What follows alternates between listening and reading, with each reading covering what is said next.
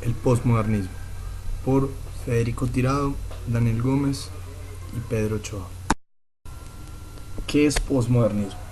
El posmodernismo puede usarse en muchas áreas de estudio como arte, cine, arquitectura, literatura, religión y verdad. Pero el término posmodernismo puede ser mejor entendido al relacionarlo con el modernismo.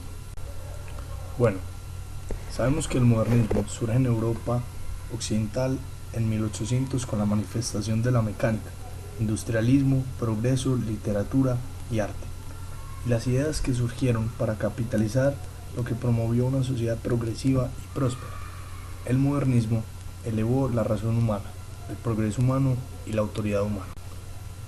Muchos posmodernistas afirman que es una rebelión al modernismo, pero esto no es así, sino que se debe ver como un movimiento después de este.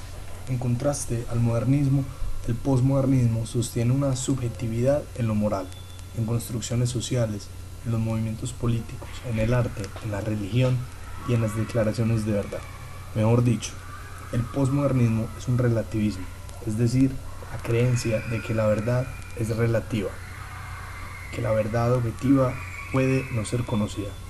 Posmodernismo reconoce que cuanto sabemos está determinado por la cultura en la que vivimos, controlada por las emociones, lo estético y lo heredado. El peligro del posmodernismo es que tiende a negar la habilidad de conocer cosas seguras.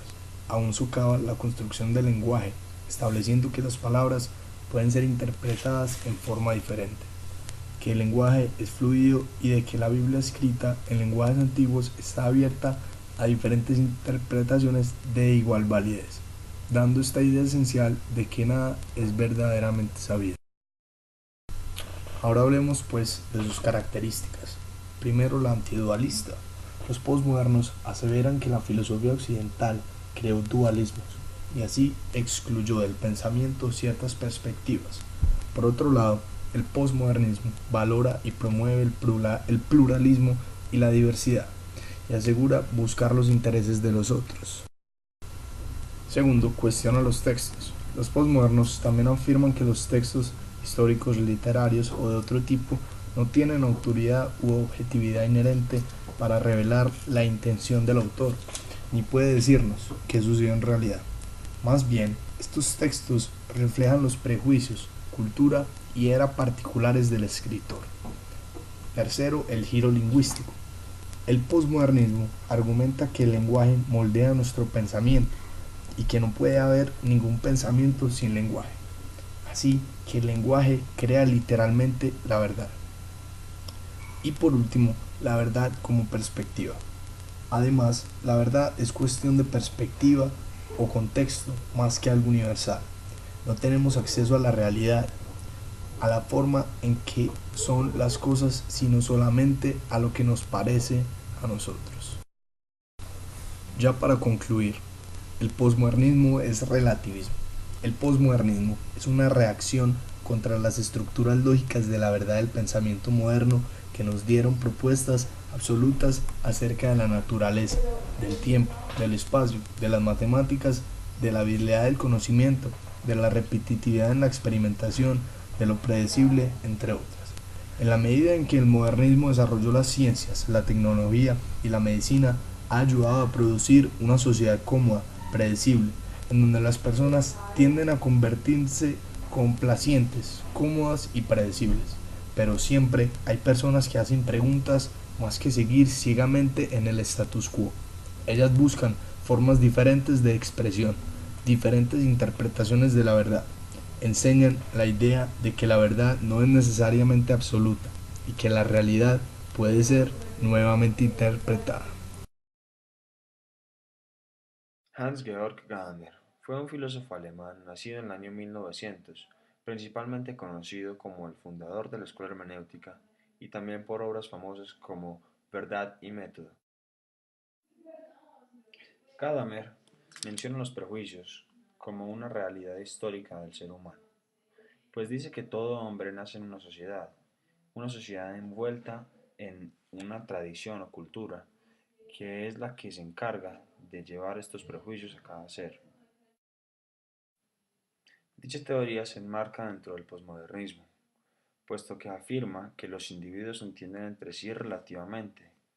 No hay un sistema común para que todos los individuos entiendan. Todo depende de los prejuicios que estos tengan y la forma en la que se comunican con otros. Otro gran filósofo de la época fue Jürgen Habermas, quien además era un gran sociólogo. Nació en 1929. Su principal teoría era la comunidad ideal de diálogo.